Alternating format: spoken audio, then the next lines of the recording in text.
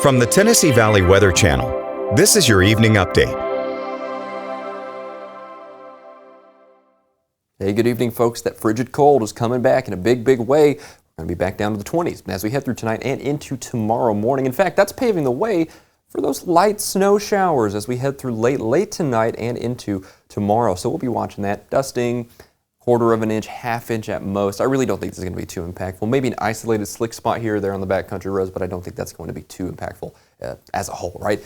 Widespread 30s is the story. Below freezing for highs as we head through tomorrow. So we're going to be back very, very cold here. We might creep up to 32, 33, 34 as we head through North Alabama tomorrow. But with that wind out of the northwest that we're going to start seeing filter in with that Arctic front moving through, that's going to be 15, 20 miles an hour. So it's going to feel just brutal out there, at least as far as this time of year is concerned. But again, I think there's a little bit of a nice silver lining to it if you're kind of wanting some snow. But I don't think it's going to be much. Listen, we're maybe looking at a dusting, half inch at most in the high-lying areas. It's not going to be that big of a deal, right? Not everyone's going to see accumulation. In fact, I'd wager most of us probably won't. But a few of us will probably wake up, see a little bit of snow on the grass, and go, hey, that's kind of nice out there. But this is not going to be like what we saw the other week, right?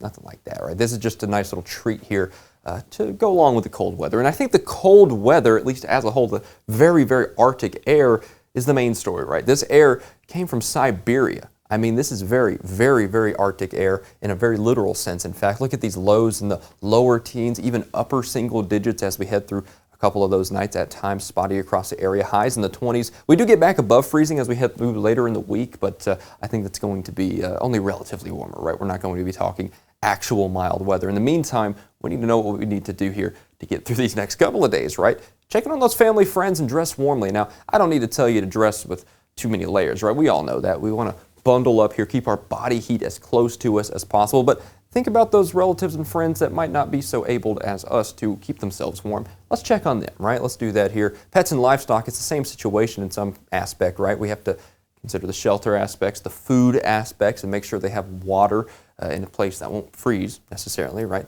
Home prep and fire safety, drip those faucets, wrap those pipes, and use the heater safely if you can. I definitely keep one in the kitchen so that the pipes are nice and warm there, but you don't want to put it too close to anything flammable. As well as vehicle prep, the coolant, the battery, tire pressure, that's a big one. We all remember this. We all see this every season when the cold snap comes. Those tire pressures tank, so let's watch that. Make sure those things don't go flat. As well as a winter kit. That's pretty useful to have here, especially in these active patterns where we might get some ice, might get some snow. Just good to have, just in general principle, even if you do live in the South here. This pattern Tuesday is showing that anybody in the South can get snow, right? Look off to our south from Birmingham south. They're getting several inches of snow on Tuesday more than likely, or we'll probably see some flurries. I don't think we're going to have huge impacts from this, at least as of current indications. We'll watch the trends, so if it changes over the next couple of days, I'll be the first to let you know, but I'm not seeing a repeat of what we saw the other week. That just doesn't seem to me like what the data is indicating right now. Next several days, there's that trend back up above freezing with those 40s taking back over by the end of the week, back towards next weekend. Thanks for joining me here for this forecast update. I'll be back with you for a final look at your local forecast at 9, and I'll speak to you then.